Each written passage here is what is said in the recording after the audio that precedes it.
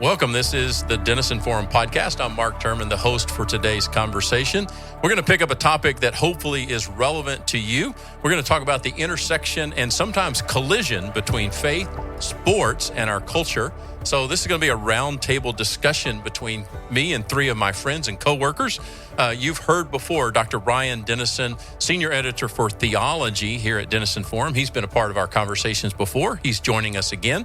We also have Connor Jones. Connor, welcome to the podcast. Connor is the director of what we call performance marketing. Can you explain that, Connor? Yeah, I could. It would take all day because I'm still trying to learn it myself, Mark. Yeah, so we may be the organization that created a thing called performance marketing that will change the world.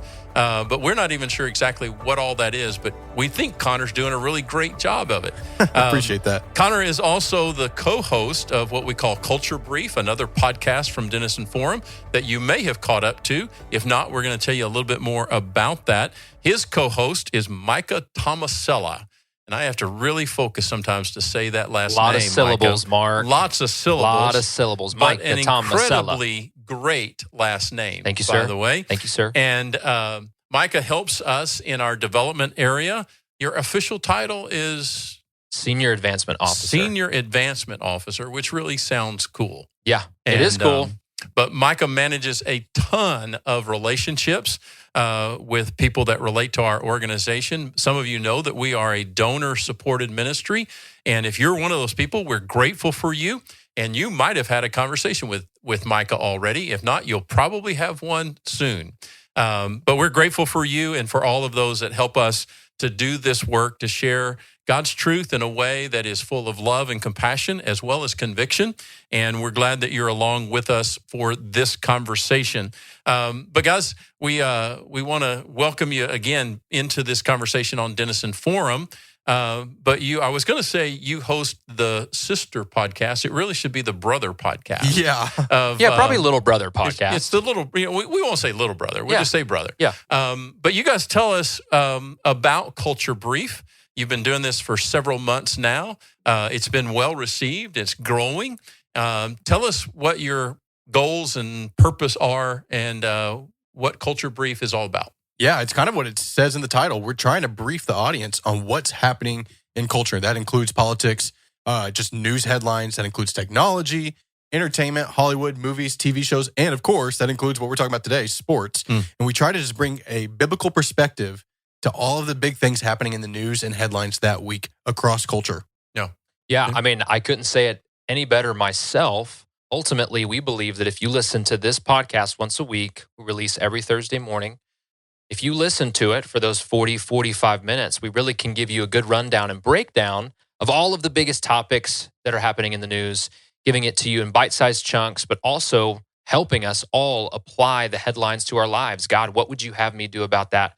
How can I be a part of the solution? How can I be a part of change? And we also just have a ton of fun. We do a lot of polls for our audience, talking about restaurants and celebrities and just all kinds of different things. So we definitely love engaging with our audience. It's just been a ton of fun and such a blessing for Connor and I to be able to do it. Connor and I have been very close friends, best friends for, over 10 years now. So being able to host this podcast together has been really, really fun.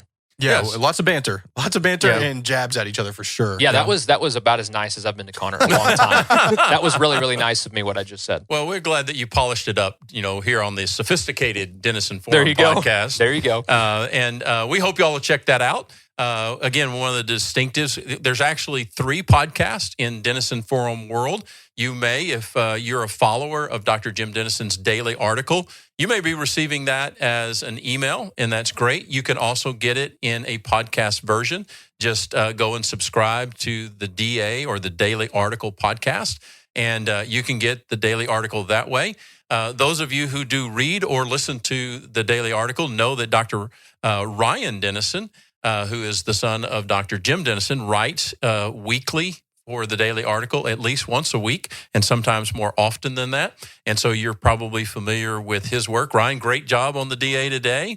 We're recording on the 17th. And so Ryan had a great daily article today that you can check out on the pro-life movement, some stuff there. But a little bit of a distinction, 3 podcasts coming from Denison Forum. We have the Daily Article podcast.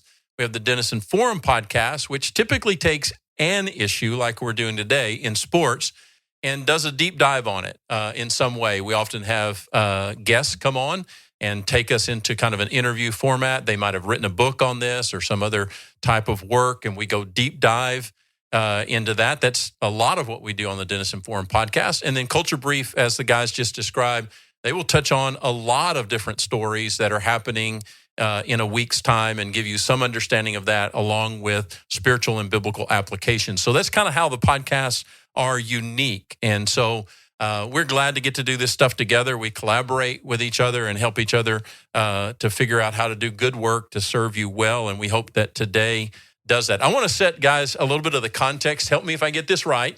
As I said, we're recording on June the 17th, which at least in the United States, to me, is the slowest sports day all year long. July 17th. Well, whatever day follows the MLB All-Star Game. Yep. And last night, the ESPYs. I'll tell you all a little story.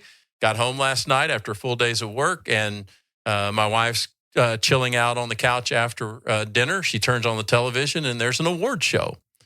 And she starts paying attention, which she doesn't usually pay that much attention to award shows. But she's like, what is this? And I said, it's called the ESPYs.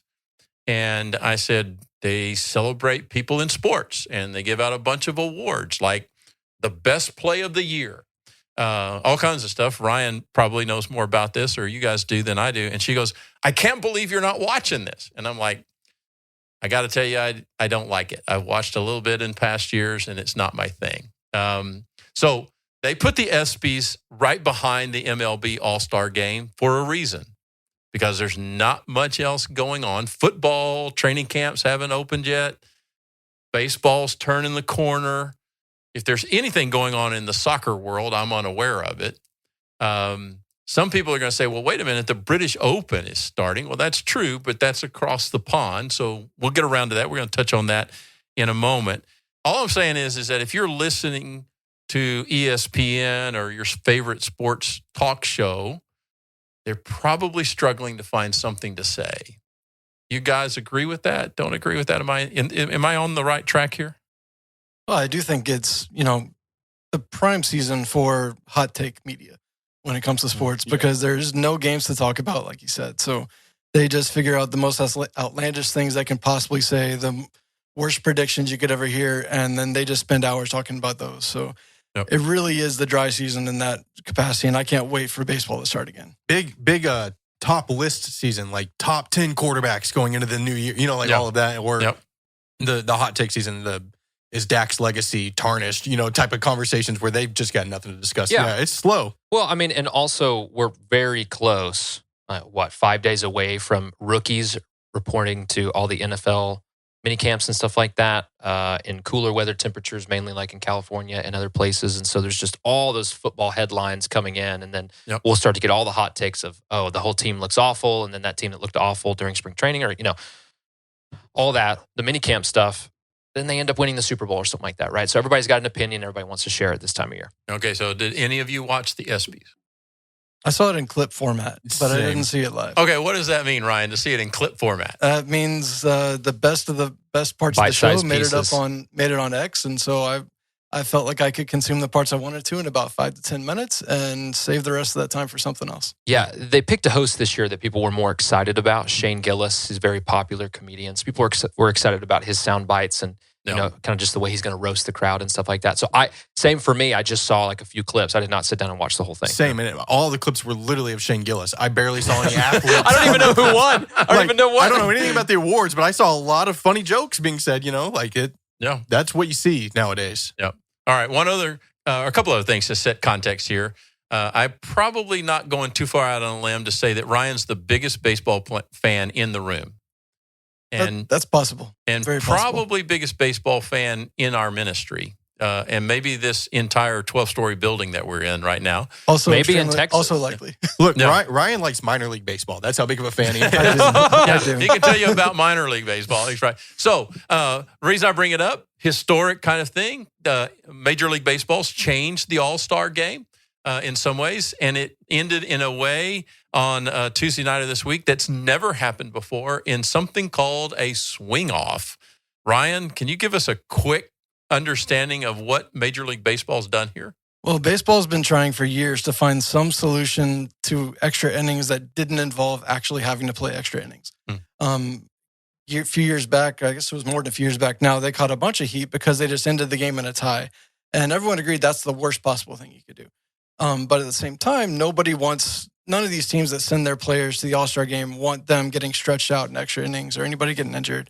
So the swing-off was kind of a new way of being able to actually have a winner without having to risk, extra innings or boredom there. And to be honest, I loved it. I thought it was a really fun way to finish it. I thought it kind of highlighted just the exhibition format of an all-star game and really just it struck a great balance of not trying to make the game something it's not, which I think is something a lot of the other leagues struggle with. They try and, like the NBA, whether NFL, NHL, all their all-star games just don't even feel like the sport. And baseball is the one that comes the closest. And I thought this was a great way to kind of emphasize that, yes, this is still baseball, but it's also just for fun.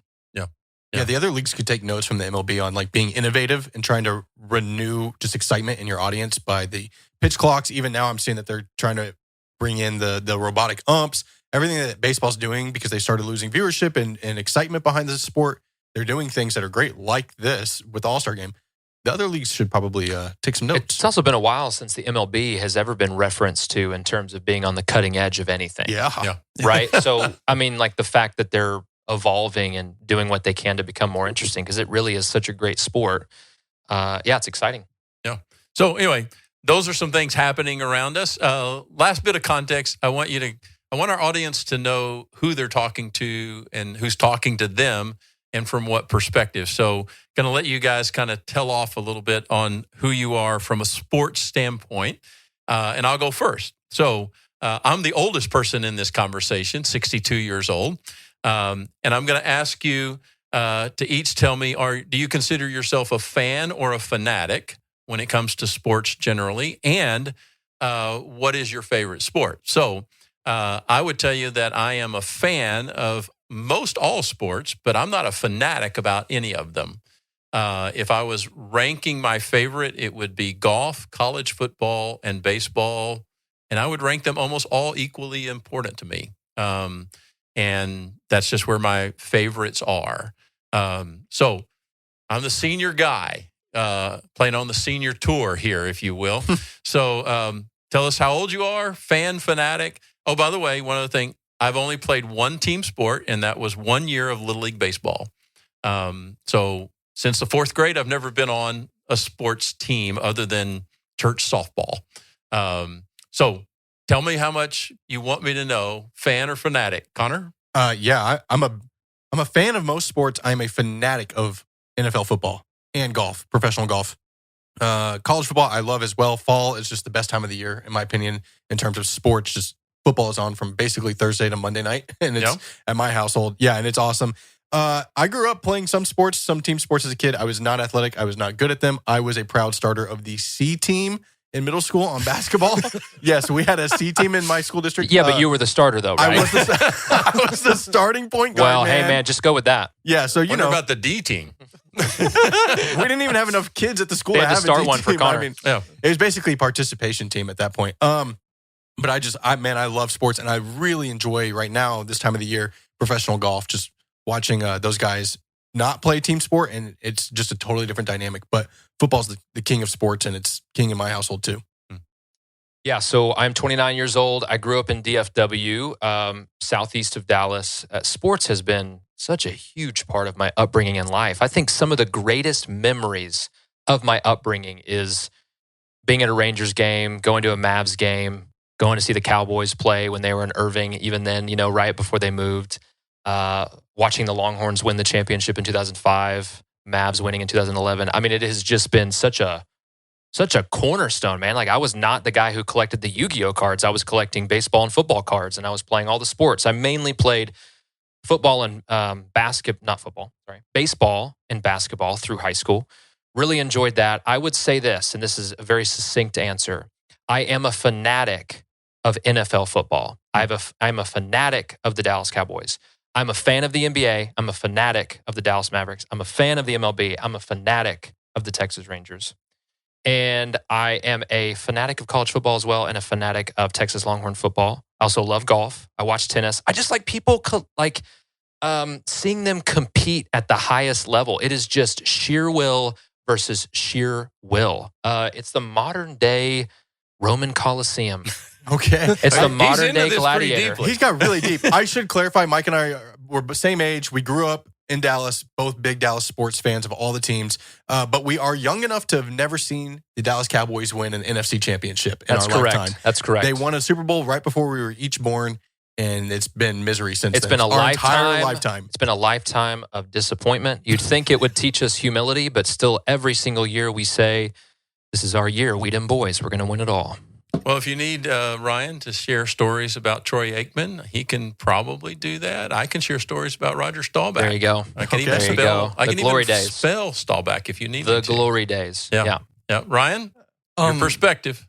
I'm 39 years old, so I do remember I have vague memories of the last time the Cowboys were good. I remember more the Super Bowl parties because my parents would always get like M&Ms back then would make different colored M&Ms for the teams that were in the Super Bowl. And I always remember those being there because when I was 5 or 6, that mattered a lot more than the outcome of the game. It's cool. But it was pretty awesome. I wish they'd still do that. So it was great. Growing up, You a fan or fanatic? probably Micah said it well. Like fan of basketball, fan of the NBA, fanatic of the Mavericks, probably a fanatic of baseball and the Rangers. But baseball and basketball are definitely my two favorite sports. I love football as well, but to be honest, I watch that more for fantasy football even at times. Fantasy football. Didn't even mention fantasy There you football. go. Yeah. Big deal. Big deal. I started that in high school with some friends, and I've been hooked ever since. And So have we. So it's been great. But growing up, I played basketball mainly. Kind of played Little League baseball for a bit, but really kind of fell back in love with baseball in college when I came to understand back then the Rangers were awful. And the thing I loved about baseball was that even if you followed the minor leagues, there was always something you could put hope in. There was young players. There was guys who you knew didn't really have a great shot at making the majors, but when they're playing against other 18-year-olds, then they look phenomenal. And so the thing I loved about baseball was it gives you space to hope that the other sports don't. And I think that's really kind of what I fell in love with in a lot of ways. When all my other sports teams sucked, there was always room for hope when it came to baseball. That is so true about baseball, right? There's just so much complexity to it, so many different storylines in every single game. That's a great point. I don't know about you, Connor, but I feel like the fanatic side of the room is over there. Yeah, Connor does really love the sports. more reasonable I love sports. You got to go with me here, Connor. Okay, you got to be on my Sorry, side. Mark. here. I'm trying to make sure. No, Mark, you're on an island. I'm on an island. You're on an Okay. island. I'm on an island. You're right. They seem like a maybe more fanatic widespread, but my fanaticism stays with football for the most part. But I dabble in all the other sports, you know?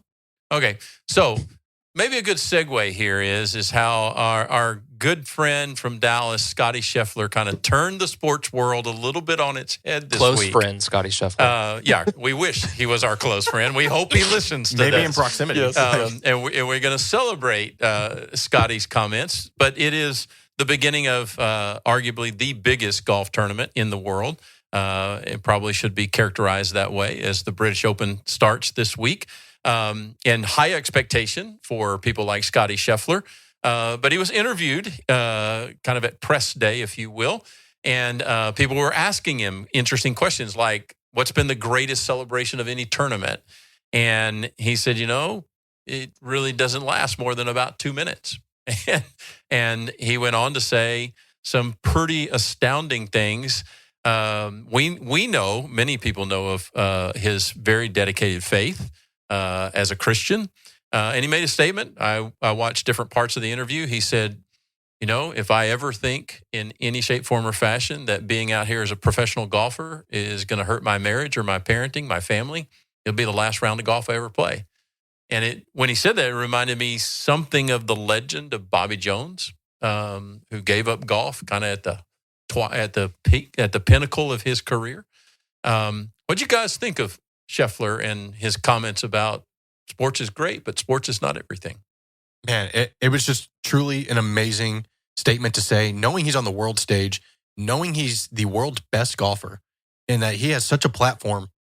And most athletes in that scenario would not say anything along the lines of, golf's just a game. I get to play it. I enjoy competing in it. I love it. But at the end of the day, it's just golf, essentially. Yeah. And he's like, I'd rather be a great father than a great golfer. I'd rather be focused on my family. I love when he said, if it ever impacts my home life or my faith, I'm done.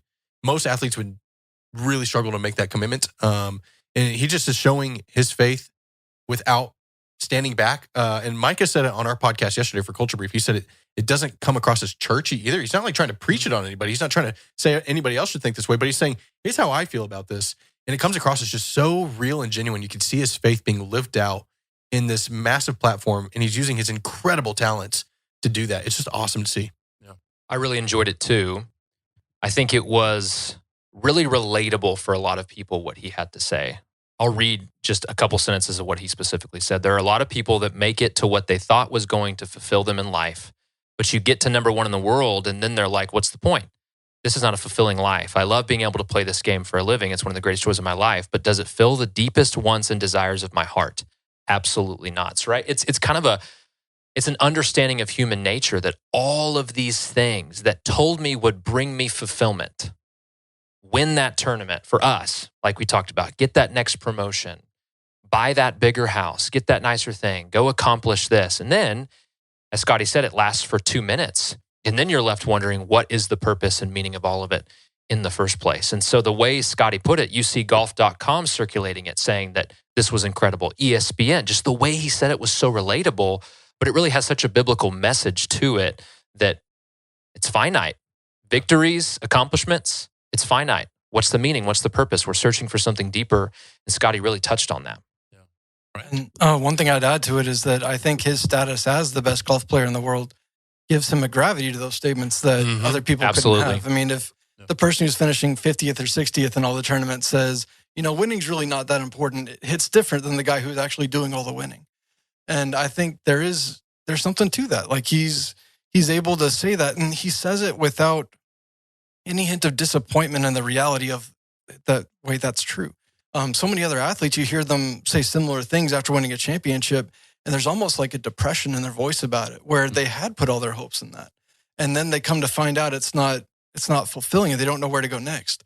I mean, Scheffler said it knowing full well, like, I can say this because I know that this isn't supposed to be fulfilling. It's not that it's failing to live up to expectations. It's everything it's supposed to be. It's just not supposed to fill those deepest needs.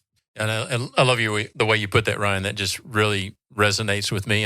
And Micah, what you were saying that Scheffler said about you get to be number one in the world. When he said it, I almost thought that's an arrogant statement, but I thought there's nothing arrogant about the way he's saying it. And it made me also think of the guy in business who gets to the top of the business world only to find out that wasn't satisfying either. And all those kinds of things. But we kind of all intuitively know sports is just about having fun, is what it really is supposed to be about. But in our culture, kind of one of the driving reasons we wanted to have this conversation is it just looks like in many ways that people have in some ways turned their sports into their religion. We've talked and we've written in Denison Forum World about how people have done that with politics, and that politics is now kind of this 24/7, 365 thing, and that people have really just so totally embraced it as almost a religion. And for some people, it really would meet that criteria. And people have struggled with that relative to sports as well. Loved what Scottie said in that regard as well. That, hey, I loved when he said, I struggle to walk up to a tournament like the Masters or the British Open and wonder, why do I want to win so bad? Especially when somebody like he knows, he's won enough to know if I do win, it's a blip on the radar. And then the next thing out of somebody's mouth is, well, what are you going to do next week? And he just understands that perspective. So we're going to deal with some of these related topics and how faith just enters into these kinds of conversations. Ryan, you are the guy that has a doctoral degree in church history. So we're going to take that background along with your love for sports and just say, can you give us a brief overview if we were to write, what does the Bible say about sports? What might be some of the things that we would talk about? I think you'd probably start with Paul. Like Paul, by all historical accounts, was not a terribly athletic person, but he still seemed to love sports. In his letter to the Corinthians, for example, like in 1 Corinthians 9, he uses the example of running a race. He uses the example of athletic training, and even talks about boxing as analogies for understanding the Christian life. And I think sports does have a unique ability to speak to the need for competition, the need, how being great requires sacrifice, about how really putting in the work is essential to seeing the rewards. And I think Paul really taps into that in a lot of his writings. Elsewhere in like 2 Timothy, he's the same example to kind of encourage Timothy to not give up, to understand that when things get hard, that's not a bad thing. That just means that it's a chance for you to improve and get better. And I think so one of the things I love about sports, and I think one of the ways that we can apply these passages today so easily is because it's the same. Like our faith hasn't changed. It's still something where faith is not supposed to be easy. I mean, our salvation is simple, but that doesn't mean it's easy. And wrestling with what it means to grow in our faith on a daily basis, to resist temptation, to really kind of play into to see God's redemption of the trials that we face. I think a lot of those same sports analogies still carry true today in a way that whether you're talking about, ancient Roman athletic competitions or the Super Bowl, still kind of rings true. And I think it's really cool how we can how there's such a short leap to make in those between 2,000 years of history. Yeah, so there's certainly enough there to know that sports were operating in the culture and in the background of biblical times, particularly New Testament. We know that the city of Corinth, where we have 2 very substantial letters to the believers at Corinth, they were the home of what was called the Isthmian Games, which were the precursor to the Olympic Games. So it may have been part of the reason that Paul pulled out some of those metaphors. We don't know if it was Paul that actually wrote to the letter of Hebrews, but there's a reference there in Hebrews 12 about running your race. So we know that it was a part of their world and a part of the context. There are probably not too many obvious examples of somebody that had made this their faith or their religion, but there probably was. We just don't know who they were because we tend to go too far with a lot of things in our world. And we're going to try to expose some of those things and try to work our way through them for your benefit in the rest of our conversation. But right now, we're going to take a moment to step aside, take a breath, and catch our breath. And we'll be right back in just a second. Are you feeling overwhelmed by everything going on in our world today? Yeah, us too. Hi, I'm Connor Jones. And I'm Micah Tomasella, and we're 2 young millennial dads and longtime friends navigating the never-ending stream of news, politics, sports, entertainment, pop culture, and technology. Each week, we dive into the stories that matter, from the latest TV shows, movies, and celebrity buzz to trending topics in politics, sports, and tech. If it's making waves, we're probably talking about it. So join us every Thursday on Culture Brief, the newest Denison Forum podcast, where we break down the week's biggest stories from a Christian perspective. Expect laughs, insights, and a bit of everything in between. Whether we're informed or still figuring things out, we're here to bring you entertainment, encouragement, and to apply biblical discernment to the culture around us. So tune in and catch up with us weekly. It's time to make sense of it all together. Don't forget to hit follow so you never miss a new episode.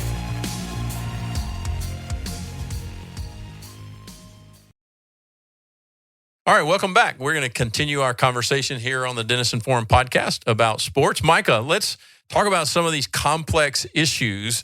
We're going to jump into this whole thing about college sports and get us up to speed on this first comment. Yeah, so college athletes have been paid, especially through endorsements and certain things, for a few years now, but really there was a court case that made it completely official. And what we're experiencing is a complete shift in college athletics. The NCAA recently agreed to a $2.8 billion settlement in House versus NCAA.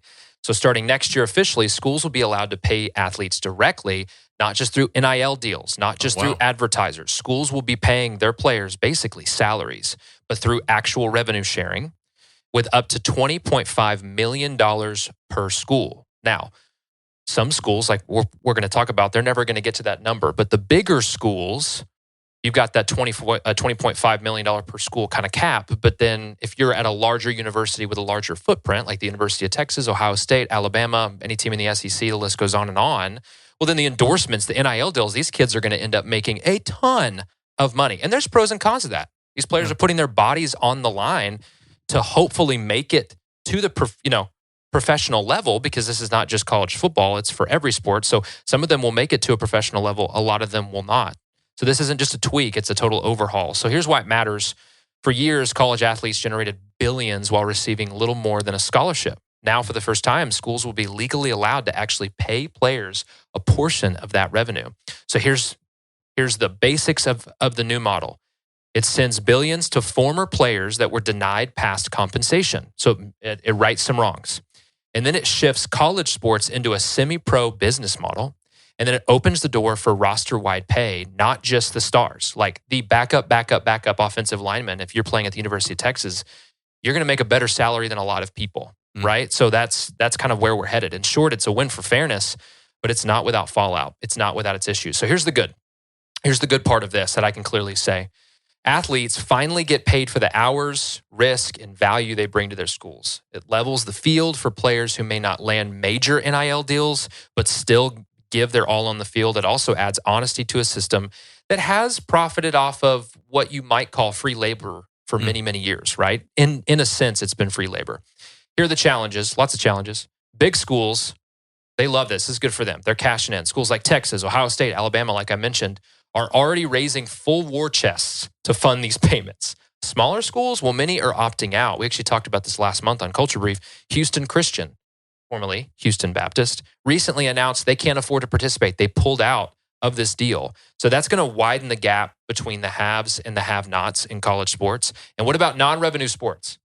What about all the other college athletics, all the other schools, all the other teams? Yeah. When budgets get stretched, programs like tennis, swimming, wrestling, including many women's teams, are going to take a hit. And this could solve one equity problem while creating an entirely different equity problem. Any thoughts on that so far? Yeah, I just know that some of the Olympic sports, like you just mentioned, those coaches are worried about this because they're like, you're going to focus so much on the big sports, football and basketball, because they make so much revenue. These sports where it may not be a revenue driver, but it's definitely a driver in other ways, in athleticism, as well as creating Olympic teams for the future. And also there's typically scholarships that go to those programs as well. Are those going to get pulled back? They're all kind of worried about that. But you're right. This does solve a lot of the problems that players have had for a long time, a lot of the problems that coaches have had. It's also going to probably help solve the problem of so many players are coming on these NIL deals to these schools, and then they transfer out to go to another school because that's where they're going to get another deal. But this may open the opportunity as a kind of semi-pro league to get multi-year contracts for players. So they don't just come play 1 year at a school and then hop to another place. Yeah. They might be able to say, okay, I'll sign a 3-year contract for this amount of money, whatever they can negotiate and whatever their agents are negotiating. So it seems like this could be a step in the right direction, but there's a lot of unknowns still. And one thing I would add is I'm really curious to see how the schools go about helping these kids learn how to manage that money. I can imagine being paid millions of dollars when I was 18 years old. Yeah. And so if these schools start to treat the athletes as employees, where they're like, we're giving you the money, up to you to figure out how to use it, that's going to be a recipe for disaster. If they start building into the kind of the athletic curriculum, how do you manage your money? How do you pay your taxes? Do they start getting accountants that step in and help out? Yep. I mean, there's lots of gray areas where some schools can step in, and I think even beyond the money, really make a difference in these kids' lives that teach them lessons that extend well beyond the playing field, which, again, is part of one of the things that theoretically these student athletes are getting when they go to a school is they're getting an education that sets them up for life. If they get an opportunity to learn how to manage money by actually having money, then that could be great.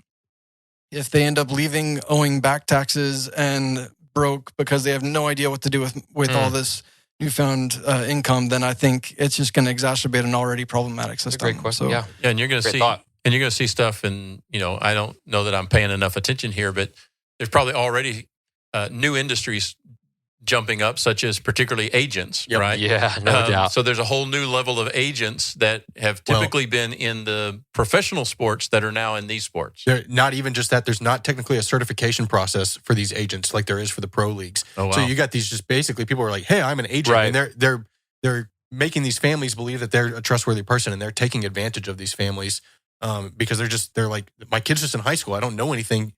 I hope God is through it. But without a certification process, which hopefully that comes down the line with the settlement as well, you just have amateur hour out there. Yeah, so there are some things being floated. The next 6 to 12 months of this is huge. I'm going to lay out a few of those things real quick, but I just want to put some real numbers behind this, okay?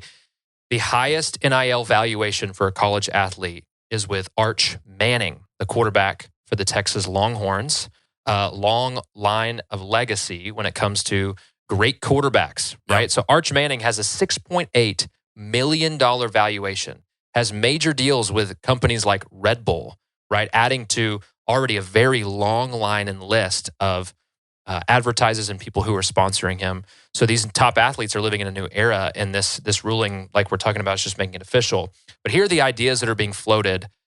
The work is in progress, but the next 6 to 12 months will be critical. So athlete unions might start popping up. Oh, wow. It could allow bargaining, but mostly viable in the Power 5 conferences, the largest conferences. But there's most likely going to be unions. I mean, just like in the MLB, there's an MLBPA. There's a players association that represents the players as a whole. Yeah.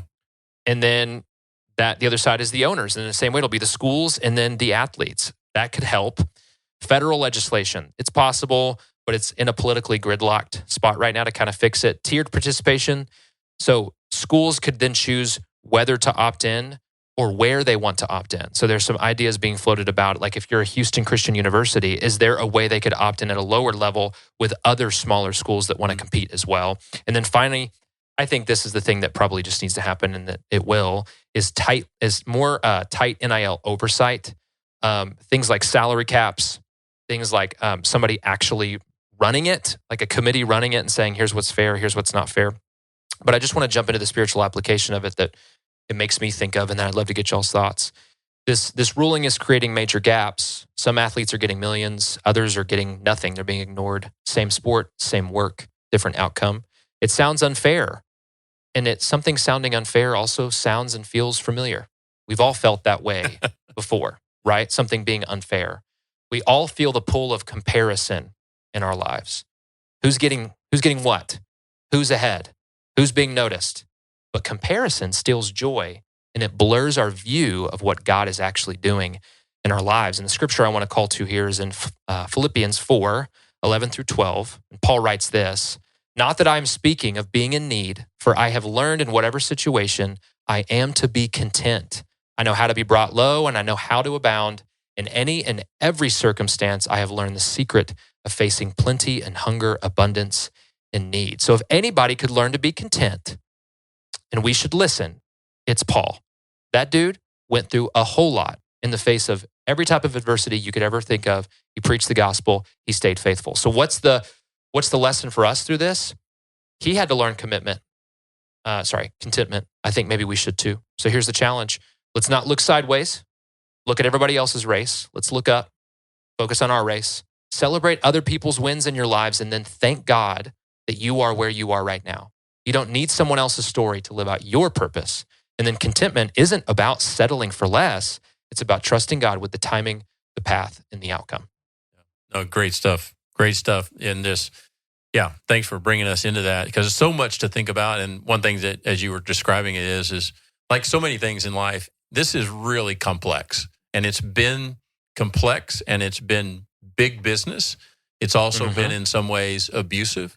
You can argue this in a lot of ways. You can hear people saying, well, they always did get paid. They got free college, and they didn't go away with college loans. And then you could turn it the way you turned it a minute ago, which is, hey, these universities were making billions of dollars off of essentially very cheap or free labor.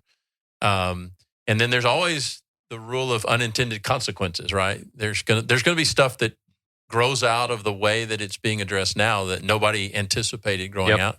And then one of the spiritual things that hits, now we kind of have to really kind of say, I don't know that we really can call this semi-pro anymore. When it's operating at this level with these kind of dollars, how could that be called semi-anything? Right. And it also brings, I love that you focus on contentment, because it's one of the biggest spiritual values for us to embrace.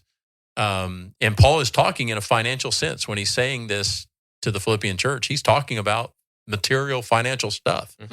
And one of the things I learned is of pastoring churches and in my own personal experience, money creates as many and possibly more problems than it solves. And I remember when one of my favorite college athletes said, was talking about this, and I thought to myself, well, if I was 18 or 20 years old and you put me in an environment where 100,000 people had come to watch me do something, I'm not sure I would be sane. Right.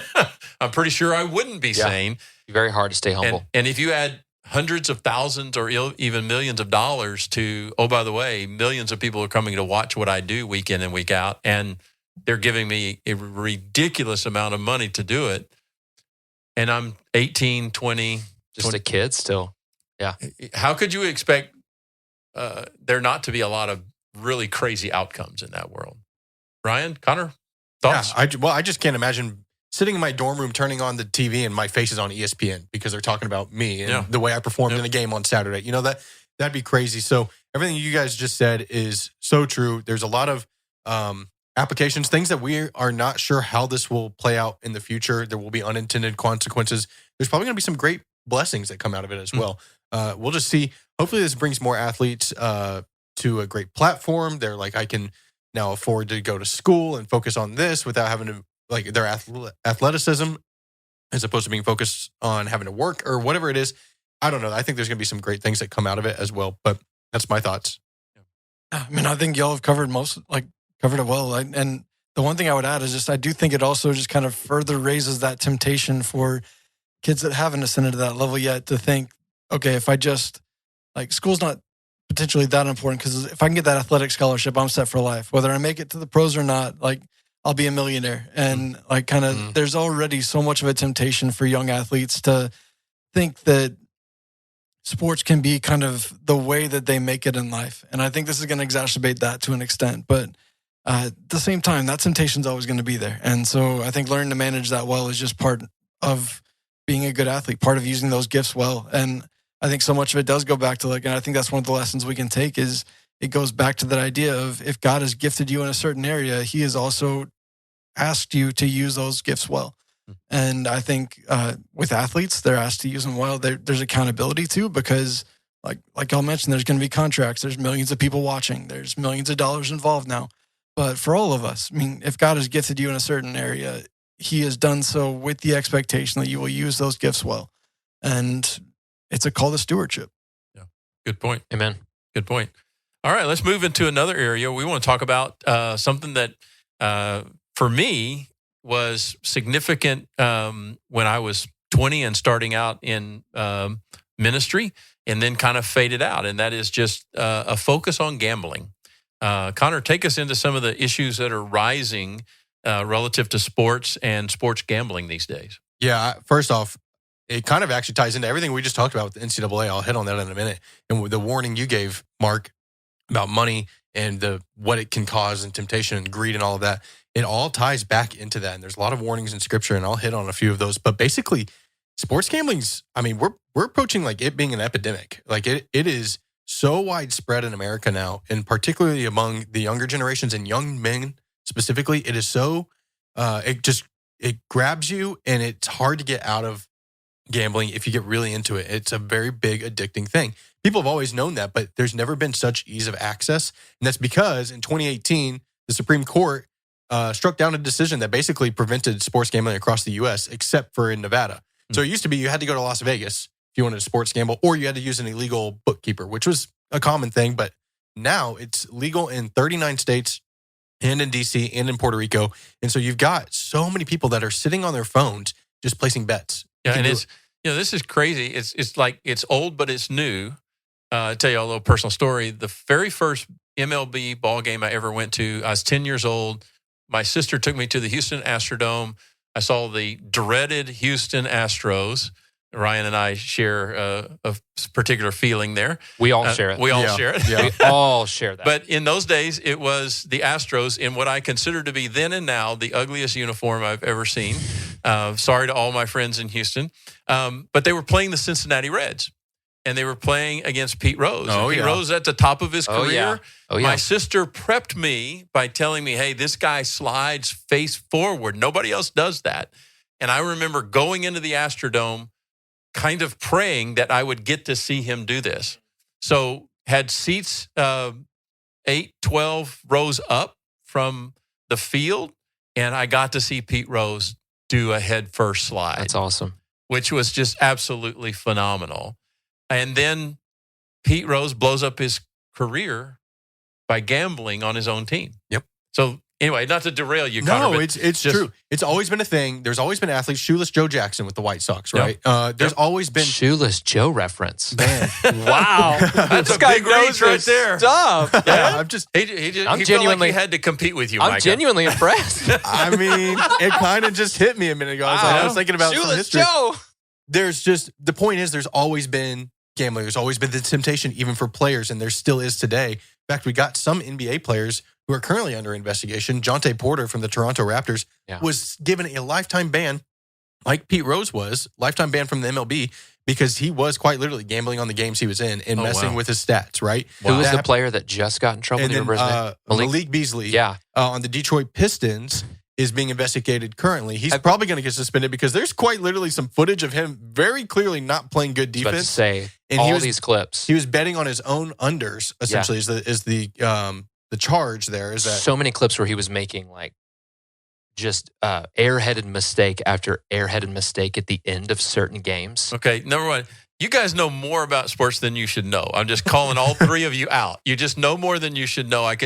The Shoeless Joe Jackson comment took us down this road. Okay, but here's the other thing that just jumps into my mind at this moment is we all have been talking about, learning about, reading about, writing about, podcasting about how we've lost confidence in the government. We've lost confidence in education. We've lost confidence in medicine.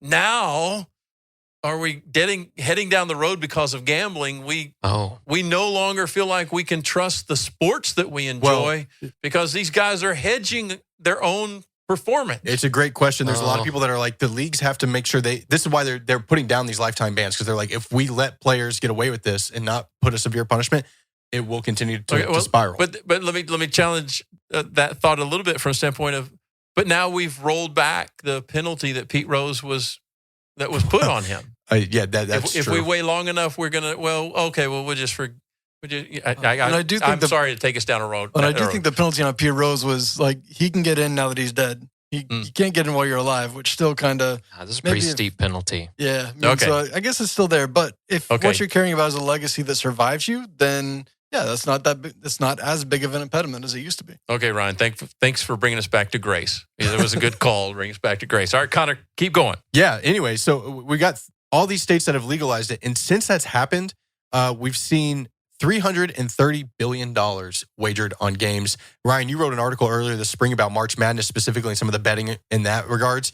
March Madness had $3.1 billion wagered on it this year, which is insane. And we got estimates saying 20 to 40% of U.S. adults are gambling on sports. Wow. Now, this can take place in fantasy football. This can take place just on your phone watching a game.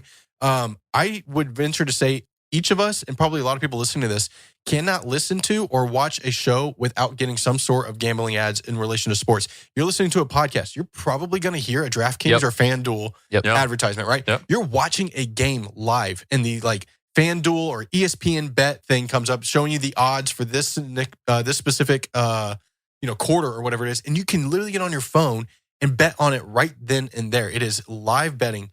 It's even gone beyond sports. Like there's Kalshi and Polymarket. You can bet on politics and the weather and everything. It's just crazy how much gambling has taken over our culture. It's no longer you have to walk into a literal casino or horse racing track. It is in your hands, and that's scary. And the leagues like it. Fantasy Life founder Matthew Berry, he recently said in an interview I was reading, it's taken a while to get here, but at this point, all the leagues understand how important gambling is. It's because it's a fan base that needs to be catered to, right? Studies have shown that if somebody plays fantasy sports, they are twice as likely than an average sports fan to watch more games, buy more tickets, and buy more merch. So all the leagues in their own way are embracing it and pushing it. Leagues like the boosted revenue, right? The TV networks like the boosted viewership that comes from gambling. And the states that are legalizing this like the boosted tax revenue. There's basically positives for each of them. They have an incentive to continue to press gambling. And what they're not recognizing is there are people who are losing their entire savings. They're ruining their family's finances. There are men who are blowing away all of their college savings. Like young high school kids are doing this because the age verification is just not great. And you only have to be 18 in a lot of states. And so, yeah, you've got these high school seniors who are like, oh, I can make a quick buck. No, it's not that easy. But what they do is they convince you it is. And they bring you in. You'll hear these advertisements, and it'll say, join FanDuel today and get $500 to play with, right? They'll give you $500. And you're like, okay, that's house money. But the idea is to get you addicted to it. Get addicted to the high that you feel during a game when your bet hits. But then how many bets are not hitting? That's what they're banking on, and that's what's more likely to happen. I also think it can rob the spirit of sports in and of itself. Yeah. If you're watching a game and interested in it purely because you have a ton of money riding on it, that changes the way that you view a game. Yep. When the Dallas Cowboys inevitably fail and flounder whenever they make it to the playoffs and get bounced out in the first round after another great year, that disappointment would be even greater if I had placed all this money on it and they lose.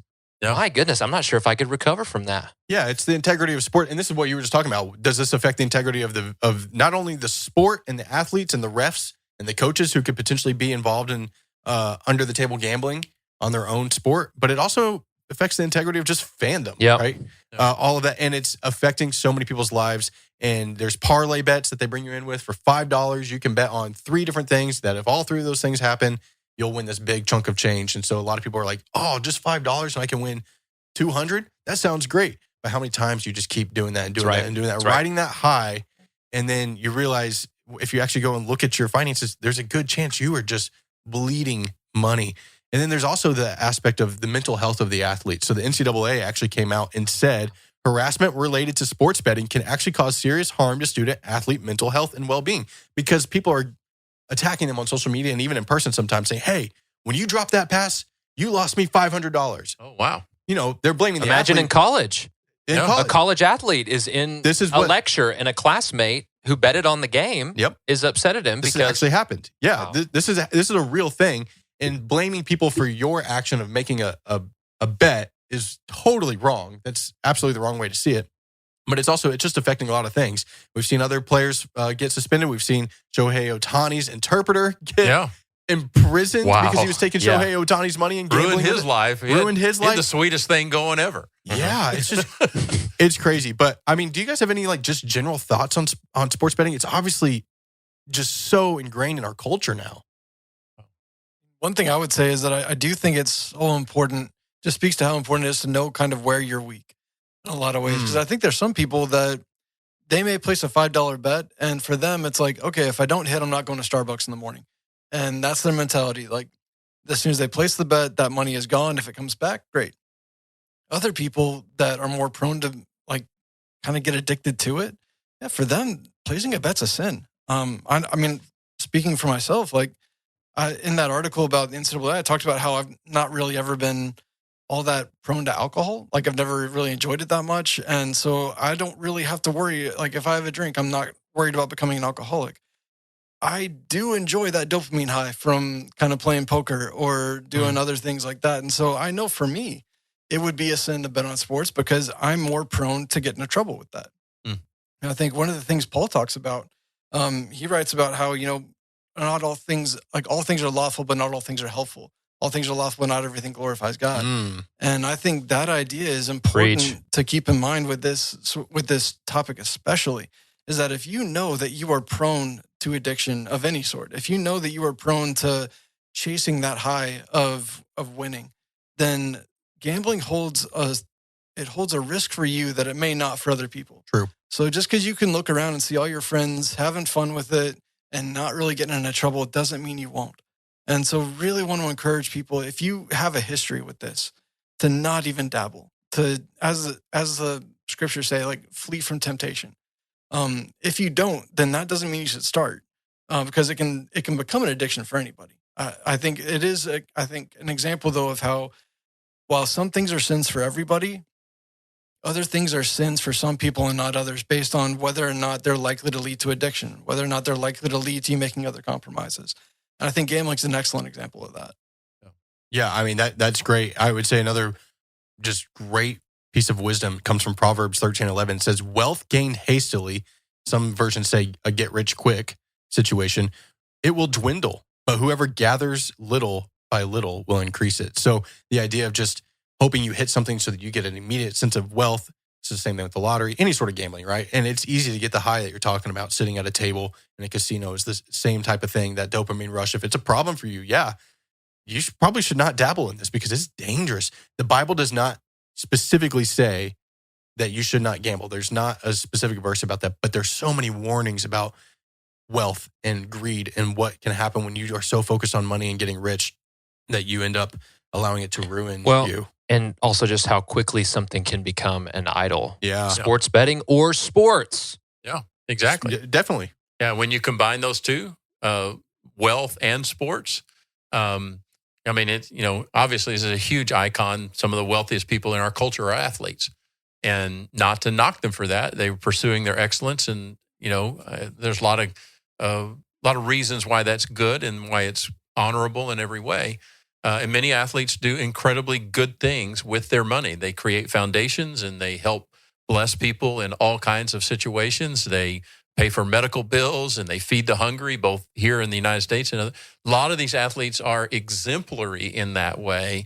But it just kind of astounds me. I can remember, starting out, first full-time job I had as a pastor was in the season when the Texas lottery, where we all live, was being proposed. And I was a part of helping to inform people about the dangers of playing the lottery, which has now been with us for decades and is almost just a given.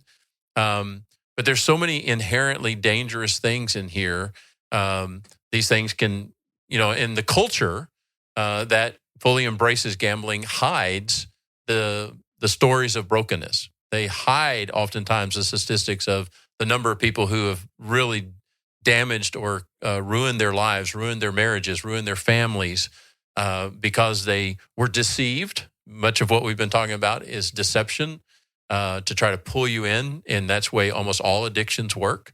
Is it works with a deceptive type of approach.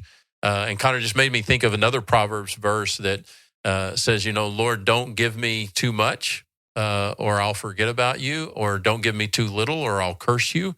Give me my portion. Give me the portion that's going to take care of me and that's going to create that sense of contentment in my life. Because we live in a world in which so many of us think that having a lot of money and having a lot of fame is what real living is all about. And the Bible speaks very clearly against those realities. All right, guys, we got just a little bit more to go, and there's so many more things we want to say. But let's step aside, catch our breath one more time, and we're going to come back with one more topic, all right? All right, welcome back to the Denison Forum Podcast. We're talking about sports, faith, and culture, and lots of big stuff to think about here that we're all hearing about almost every day. But guys, I want to kind of bring us to maybe kind of some of a landing spot. Just to kind of tell you guys, because I am older than you, so I can, I can mentor you in these ways. But I will tell you, when it comes to faith and when it comes to kind of ground level living, where we all are, you guys are all dads. I'm a dad. I'm a granddad now. And my daughter just told me a few days ago, hey, signing up her oldest child, 7 years old, to play her first more organized sport. She's going to play volleyball. Okay. Super excited about that because her mother, my daughter, was a varsity athlete and kind of peeked over the fence about playing college volleyball. So we had a great run in that. But where you guys may be headed as young dads, and where many people are right now, is how do sports, the pressure of sports for children and for teenagers, how does that work when it comes to the spiritual development of that child and the way the family operates? Are you guys thinking about that? Are you just trying to not think about it until you get there? Did you deal with it when you were a teenager? And let me give you one quick story.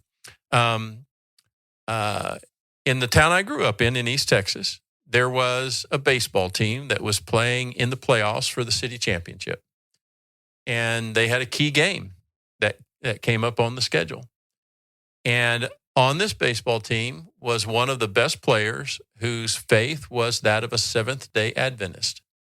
And this player had told his coach before the season, hey, if it gets to this time of day during the week, I cannot play in this window of time. I don't know exactly what that window of time was for him as a Seventh-day Adventist. Obviously, probably had something to do with Saturday.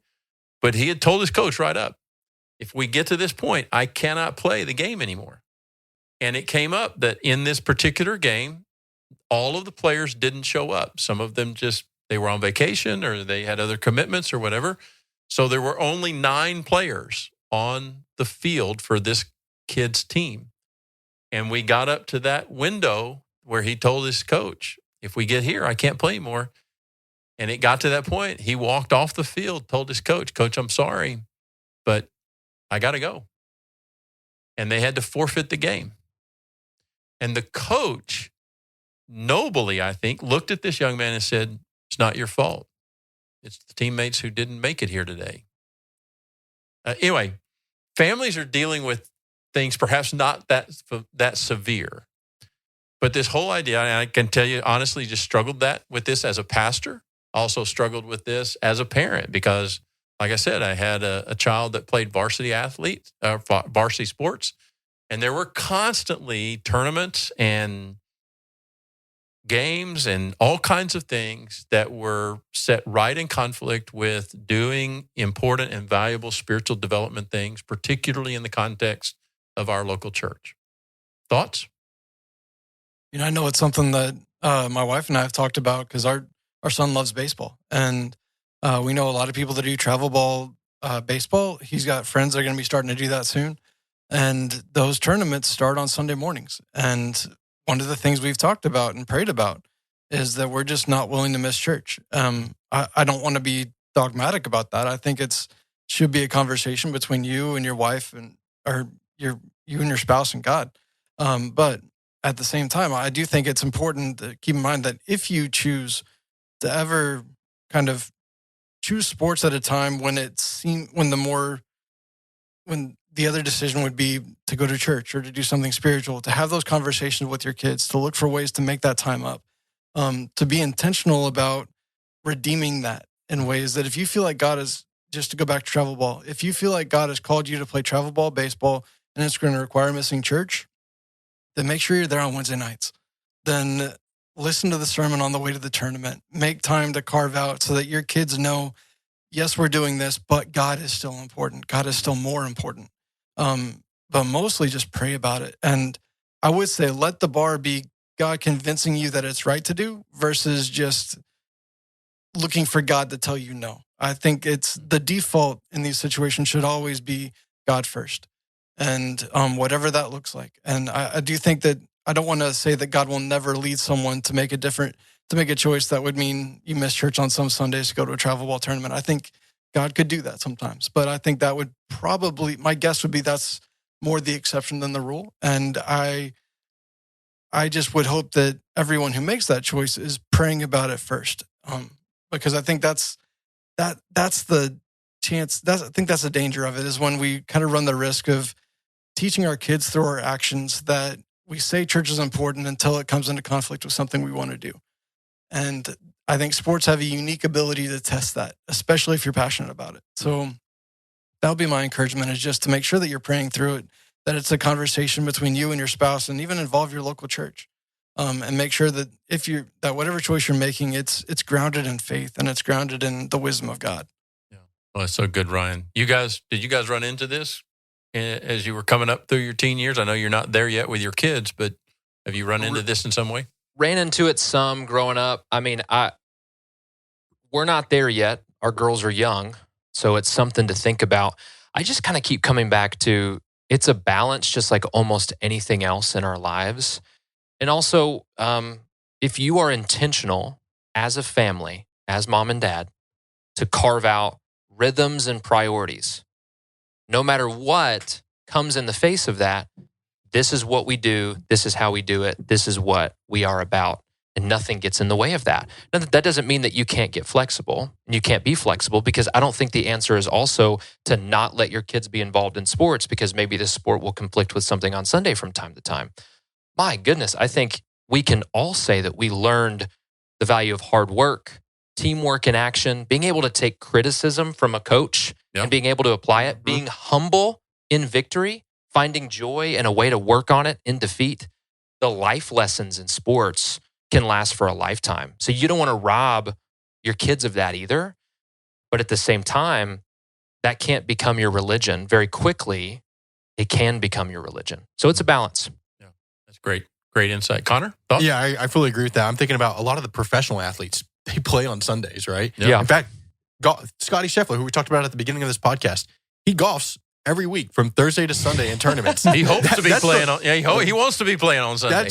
He almost always is. That's the whole thing there. But he's still, he is intentional in his faith. There are other ways to apply faith and all of that. But I do remember as a kid, there was only one time because I did not really play. Like I said, I was not a great athlete, but there was one time my game got delayed from Saturday to Sunday for weather purposes.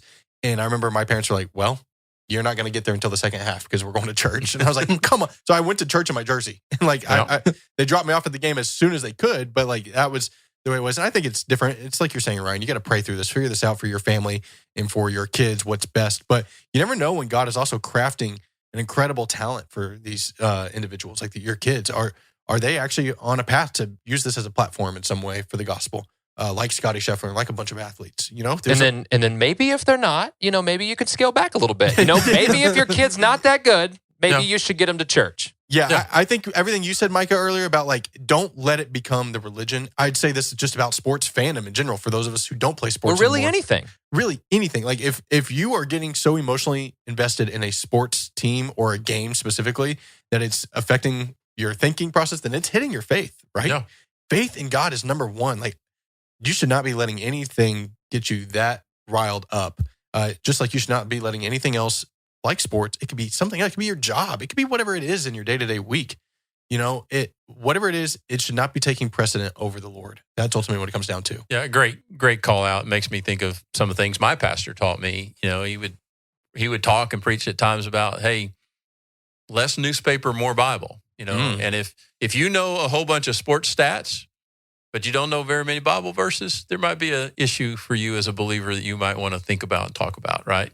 But that's none of us, though. That's none of us. Yeah. We're good. Yeah. But we're going to close here in a minute with a verse that we were talking about offline that Ryan's going to share with us. But really some great things to think about and something we should call out. Many of the professional sports, many of the college sports and teams, they have faith opportunities for their athletes that are built into the rhythms of the way that their sports work. I have a good friend who's connected to our ministry some, who has been the chaplain for a number of years for one of the major college football teams. And he has had enormous opportunities to share his faith and to pour into college athletes who may know almost nothing about Christianity, or they don't know how to live out their faith as young men in the environment. And so he's had an opportunity to disciple them and to be a part of that, because this university and that football coach said, we're going to have a chaplain and you don't have to participate, but it's here if you want to participate. I have another really good friend of mine who helped lead our church. His daughter was a really great soccer player. She went on to play college soccer on a scholarship, and she had a practice that was happening every Wednesday night, so she couldn't be in our youth program. So he said to her, hey, you're going to have to go find a church in the area that has a student ministry that happens on Tuesday night or Thursday night, because you need to be a part of something like this. She went and did that. And then, other stories of her and others who look for ways to even in an early age, turn those platforms into platforms to share and show their faith. And like you said, Micah, a moment ago, in the way that you lose, an incredible opportunity to show your faith, and when you win. All of that is a way to live out your faith, even if it doesn't always happen exactly the way we at least think it used to happen before the world didn't gather up the calendar the way the world gathers up the calendar now, with little to no respect for what people of faith, people in churches may be doing. Ryan, you had a great verse that I thought might be a good capstone for our conversation today. You want to share that with us? Yeah, I think it really goes back to what you're saying. And it's the second half of that verse I mentioned earlier from Paul, where he says, all things are lawful for me, but not all things are helpful. He follows that up by saying, all things are lawful for me, but I will not be dominated by anything. And I think as we think about just the ease with which, if you're passionate about sports, that it can take over your life. And we were talking earlier about how like today was we started the conversation by talking about how today is one of the darkest days on the sports calendar because there's nothing going on. And it's like, Darkest days. Maybe it's the brightest day. Maybe. Like, No. it really No. is. It's a dark day. But like to some extent, like just turning on the TV, looking through and not having any sports to watch, like that is something that creates a sadness is maybe an indication that sports are a little too important at times. And I think all of us kind of have that. And if you're not a huge fan of sports and have still stuck it out to the end of this conversation, first off, thank you. But secondly, like all of us have something in our lives that Satan will use to try and dominate us and keep us away from God. And I think that's just whether it's sports or politics or whatever it may be in your life, just be aware of what that is. Ask the Holy Spirit to let you know what it is. And then make sure that you understand that just because it's not inherently bad does not make it good. And doesn't mean that it's something that God wants to have a great deal of influence in your life. And really kind of take that to God and just ask, God, is there anything in my life that threatens to kick you off your throne as my top priority? And then listen. And whatever he shows you, take that into account when you're thinking about how you're going to spend your time, how you spend your energy, how you spend your resources. Because at the end of the day, God really is the only thing that should dominate any aspect of our lives. I don't think we can end anywhere better than that, Ryan. Thanks for that. And guys, thanks. Connor, Micah, thanks for being a part of the conversation. You can catch Connor and Micah on Culture Brief. And we hope that this conversation has been helpful and useful to you. If it has, please rate, review us, share this with others so that they can find the Denison Forum podcast. And we look forward to seeing you next time and for our next conversation. God bless you. We'll see you soon. See ya. Bye.